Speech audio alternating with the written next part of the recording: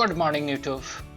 Welcome to the CAF Financial Services in the series of Income Tax for the PCOM Part 3rd, PRA Bihar university. चलिए, तो अभी जो अपना income tax series में हमारा जो स्टार्टअप चल रहा है, अभी हम बात कर रहे हैं इनकम फ्रॉम हाउस प्रॉपर्टी। इस सीरीज में आज छोटे छोटे 2-3 कॉन्सेप्ट है, पहले उसको कर लेते हैं, फिर उसके ऊपर जो एग्जाम्पल है उसको। आज अपना लेक्चर नंबर है 12। अगर अभी तक आपने लेक्चर नंबर 11 तक नहीं देखा होगा तो आपसे रिक्वेस्ट है कि लिंक जो है आपके डिस्क्रिप्शन बॉक्स में है, वहां से आप जाके व्यू कर सकते। दूसरा अपडेट, जिन बच्चों को पर्सनल डाउट है वो लोग जूम ऐप के माध्यम से हर शनिवार को 8:30 बजे से ज्वाइन कर सकते।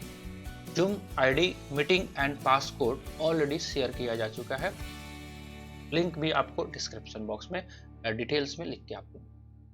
चलिए, बिना टाइम वेस्ट किए हुए आज के टॉपिक को हम स्टार्ट करते हैं। देखिए, अपने पास 2 छोटे छोटे कॉन्सेप्ट है, पहले उसको एक बार देखते हैं, फिर एक बेस कॉन्सेप्ट देखते हैं। पहला कॉन्सेप्ट जो आज आपको करना है वो है, अगर आपका हाउस प्रॉपर्टी जो है स्टॉक के रूप में रखा हुआ है।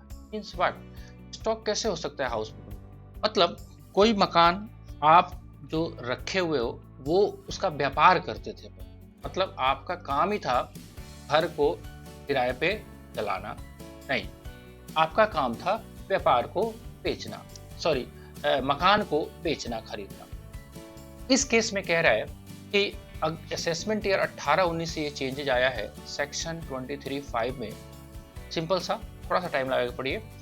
यदि मकान संपत्ति या उससे लगी जमीन व्यापार के स्टॉक के रूप में रखी हुई है, मतलब आप ट्रेडिंग करते हो उसमें, और यदि मकान संपत्ति या इसका भाग सारे गत वर्ष या कुछ माह किराए पे नहीं दिया गया है, सारे गत वर्ष या कुछ माह किराए पे नहीं दिया गया है, तो इसका वार्षिक मूल्य उस वित्तीय वर्ष के अंत से 1 वर्ष यानी कि 2 वर्ष कर निर्धारण 2020-21 से तक के लिए, जिसमें सक्षम प्राधिकारी से संपत्ति का निर्माण पूरा होने का प्रमाण पत्र प्राप्त होता है, शून्य माना जाए।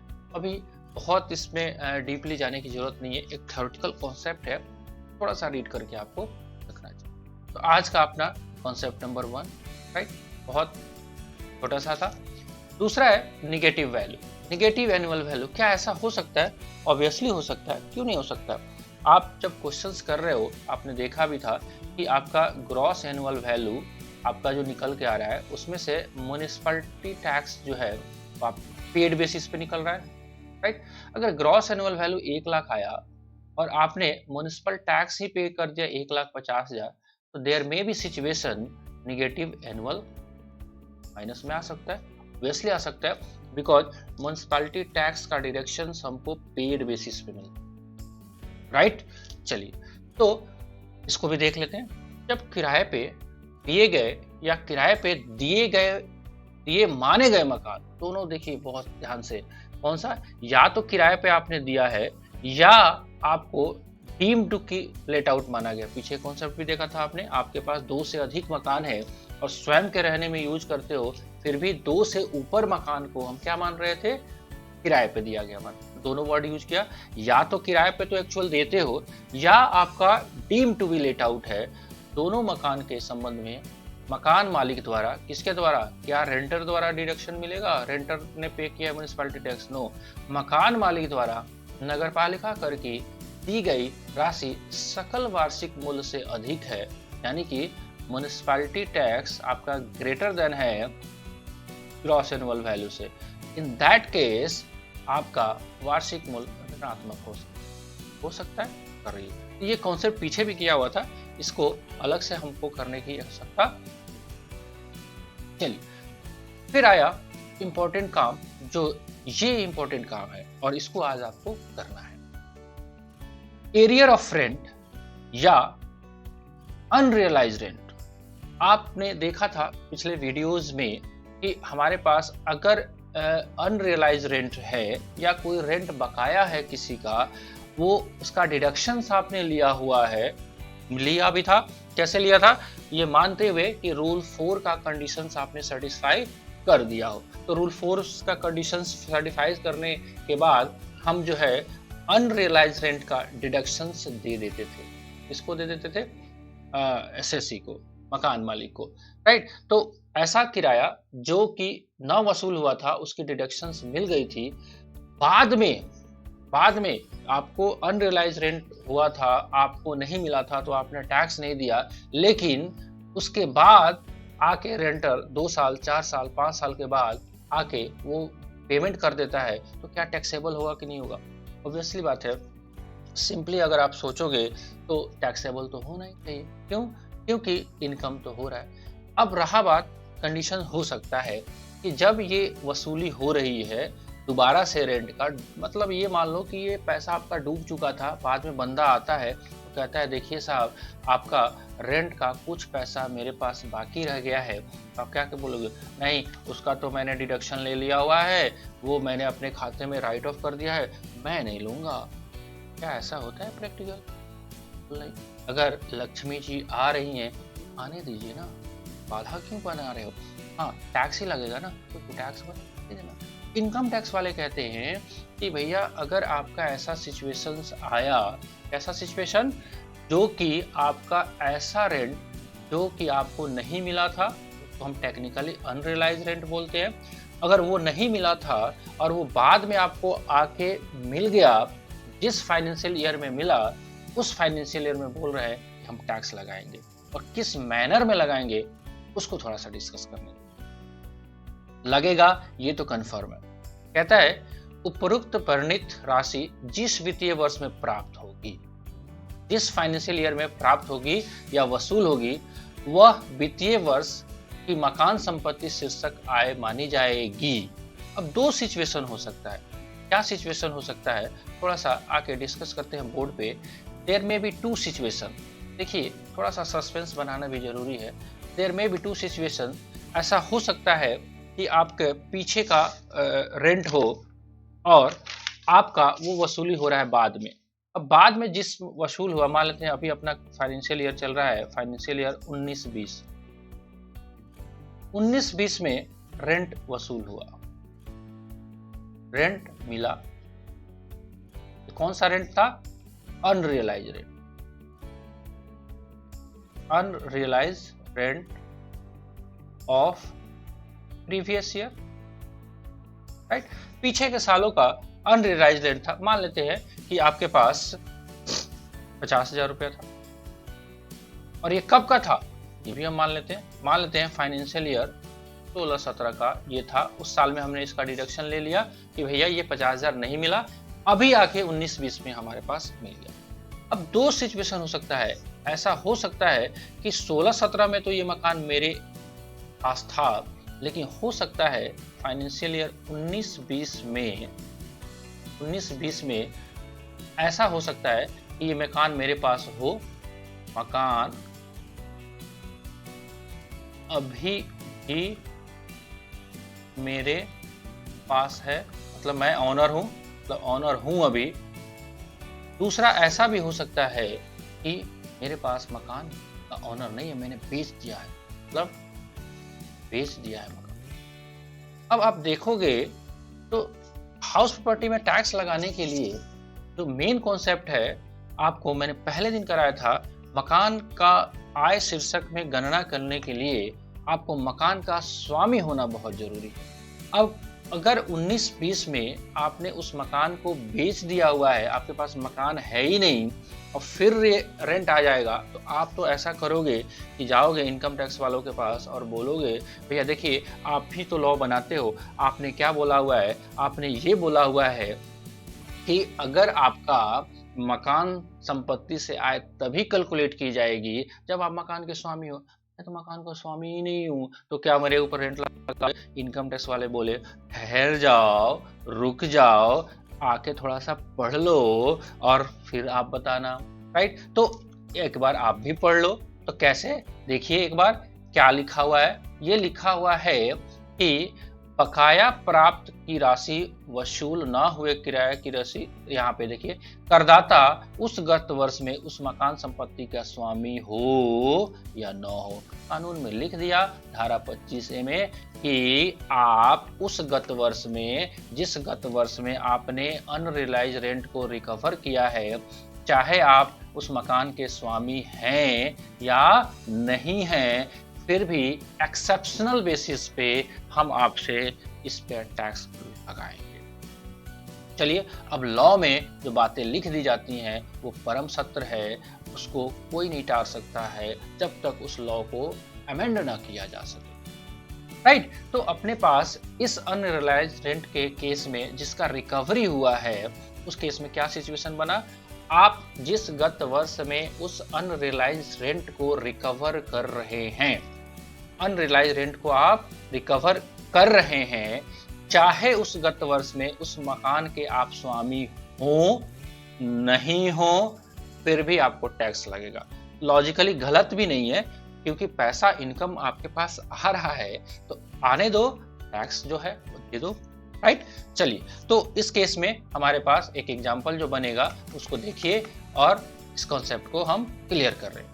राइट, तो क्या बातें निकल के आ रही है अपने सामने, एक तो मकान का स्वामी हो या ना हो आपको लगेगा। हाँ, एक इंपॉर्टेंट बात यह है, बकाया प्राप्त किराए की राशि या वसूल ना हुए किराए की राशि कटौती में से वसूल हुए किराए की राशि में से 30% जो है वो स्टैंडर्ड डिडक्शंस आपको मिल जाएगा। राइट, क्यों मिलेगा, क्योंकि जो इनकम आपने कमाया है उसको आपको स्टैंडर्ड डिडक्शन जिस साल में आप कमाते उस साल में तो मिलता ही मिलता, तो क्यों ना इस साल दिया जाए। राइट, चलिए, इसके ऊपर आपके पास एक इलस्ट्रेशन नंबर 17 है, इसको शायद आप क्लियर करोगे, पढ़ोगे तो और आपका कॉन्सेप्ट जो है अच्छे से क्लियर हो जाएगा। आइए, श्री एक्स को कर निर्धारण वर्ष 16-17 में न वसूल हुए किराए के संबंध में 50,000 रुपए की कटौती दी गई थी। कोई बात नहीं, उसका किराया नहीं मिला था 16-17 में, उसकी कटौती दे दी गई थी। गत वर्ष 19-20 में किराएदार से उसने 40,000 रुपया वसूल कर लिए तथा वसूली के व्यय 10,000 रुपये हुए। 50,000 रुपये का डिडक्शन मिला था, उसमें से कैसे भी जोर जबरदस्ती लगा के, आदमी को लगा के, पीछे लगा के उसने क्या किया, उसने 40,000 रुपया वसूल अब कर लिया।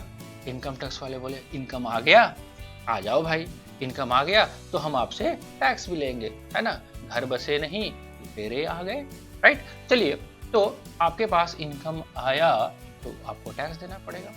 कह रहा है कि कर निर्धारण वर्ष 20-21 में मकान संपत्ति से आय कर योग की गणना कीजिए। एक कंडीशन लगाया, क्या फर्क पड़ता है अगर 18-19 में यह मकान बेच दिया होगा तो क्या आपके कोई आंसर में अंतर होगा? बिल्कुल नहीं, पढ़ लिया। चलिए, इस केस में हमारे पास सिंपल सा बात है, एक और इसमें कॉन्सेप्ट आएगा कि जो एक्सपेंडिचर है वसूल करने में वो डिडक्शन नहीं मिलेगा। राइट, ऐसा इसलिए बोला भी जा रहा है कि इनकम टैक्स में हाउस प्रॉपर्टी में सारे खर्चे के लिए एक स्टैंडर्ड फिक्स किया गया 30%, उसी में आपको सारे खर्चे कवर कर दिए जाते हैं डीमिंग फिक्सेशन को लेकर। आंसर दिया हुआ है, यदि अप्राप्त किराए के संबंध में इसी वर्ष में कटौती मिली है और भविष्य में इससे कोई राशि प्राप्त हो जाती है तो यह राशि मकान संपत्ति की आय शीर्षक में कर योग होगी। अब प्राप्त किराए की राशि वसूल करने के संबंध में खर्च की कोई कटौती नहीं मिलेगी। राइट, परंतु वसूल हुई राशि का 30% मानक कटौती के रूप में कर योग्य होगा।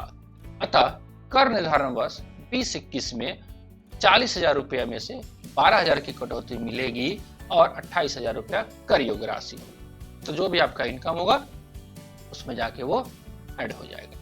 राइट, दूसरा कंडीशन जो था उसका देखिए, यदि उस गत वर्ष में जिसमें अब प्राप्त किराए वसूल हो रही है करदाता मकान का स्वामी नहीं रहता है तो भी उस प्राप्त राशि को अपनी कर योग्य आय में शामिल करना होगा। आपकी इच्छा नहीं है, आप इसको नहीं कह सकते कि हाँ जी साहब मेरे पास तो नहीं है तो टैक्स किस बात का, ऐसा नहीं। चाहे मकान हो या नहीं हो। चलिए, इतना बात समझ में आ गया आपको। चलिए जी, एक और इलस्ट्रेशन है, उसको छोटा सा है इलस्ट्रेशन कर लेते हैं, तो ना आपका आज का टास्क पूरा हो जाएगा और कल जो है एक छोटा छोटा और टॉपिक है, प्रॉपर्टी ओन्ड बाय को ओनर्स, उसको टॉपिक को डिस्कस कर देंगे। अब ये चैप्टर लगभग समाप्ति के ऊपर है, इसीलिए मैं आपसे रिक्वेस्ट कर रहा हूँ कि आपको क्या करना है। आपको जो है, अगर पर्सनल डाउट है, 1 मिनट थोड़ा सा टाइम लगा लीजिए। अगर आपको पर्सनल डाउट है तो मैंने आपको लिंक शेयर किया हुआ है, एक बार स्क्रीन पे मैं आपको व्यू भी करा देता हूँ लिंक को। वो आईडी और उसका पासकोड आपको शेयर किया हुआ है ऑलरेडी। 1 मिनट 2 मिनट दीजिए हमें। ये देखिए साहब, आपके पास ये डेट थोड़ा सा चेंज हो जाएगा। अभी आज है 25, 26, 27, 27 मार्च को, अगला जो आएगा 27 मार्च 2021 को शनिवार के दिन आपको 8:30 पे 8:30 बजे, राइट, ये वाला जो आईडी है, मीटिंग आईडी 764-880-6692 और पासकोड है GAP, इससे ज्वाइन करके आप हमसे रूबरू। चलिए, एक छोटा सा इलस्ट्रेशन 18 था, उसको भी देख लेते हैं हम लोग। आइए देखिए क्या कहता है इलस्ट्रेशन 18। मिस्टर ए ने अपना मकान मिस्टर बी को 1/4/2012 को 3000 रुपया प्रति माह पर 5 वर्ष के लिए किराए पर दिया।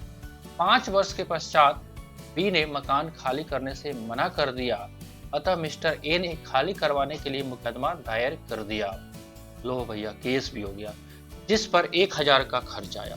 बाद में मिस्टर ए इस बात पर राजी हो गया कि यदि मिस्टर बी 1/4/2017 से 4000 रुपया मासिक किराया दे दे तो 1/4/2017 से किराएदारी 5 वर्ष के लिए बढ़ाई जा सकती है। मिस्टर बी ने इसे स्वीकार भी कर लिया और 1/4/2017 से 31/3/2019 तक का बकाया किराया 1/6/2019 को दे दिया। अब देखिए, सारा बकाया जो किराया था वो जाके 1/6/2019 को प्राप्त हुआ। तो अपना फाइनेंशियल ईयर क्या है? फाइनेंशियल ईयर है अपना 19-20, इसी में आके प्राप्त हो गया।